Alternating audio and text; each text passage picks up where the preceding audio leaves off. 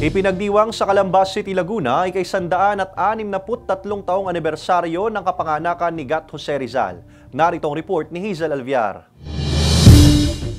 Ginugunita ngayong araw ang ika-163 taong anibersaryo ng kapanganakan ni Dr. Jose Rizal. Kasabay ding ipinagdiriwang ang Laguna Day na special non-working holiday sa buong lalawigan. Sa Calambas City, Laguna, na lugar na pinagmulan ng pambansang bayani, nagsagawa ng wreath-laying ceremony o pag-aalay ng bulaklak sa 22 talampakang monumento ni Gat Jose Rizal sa The Plaza sa harapan ng Calambas City Hall. Pinangunahan ito ng mga kawani ng lokal na pamahalaan, iba't ibang ahensya ng gobyerno at ilang organisasyon sa lungsod. Naroon din ang mga miyembro ng Iglesia ng Watawat ng Lahi na kinikilalang orihinal na grupo ng mga Rizalista. Pasado alas 8 naman ng umaga nang isagawa ang flag raising ceremony sa Rizal Shrine sa Calambas City na mismong tahanan ng pambansang bayani. Dinaluhan ito ng ilang matataas na opisyal ng lalawigan at lungsod. Nagdaos din doon ng wreath-laying ceremony. Samantala, naging makulay ang Kalambagong Buhayani Street Dancing Competition nitong Sabado sa lungsod. Ilang grupo ng mga kabataan ang nagpasiklaban sa pag-indak, suot ang kani-kanilang makukulay na costumes. Bahagi ito ng pagdiriwang ng Kalambagong Buhayani Festival 2024 bilang paggunita pa rin sa kaarawan ng Kalambenyong si Dr. Jose Rizal.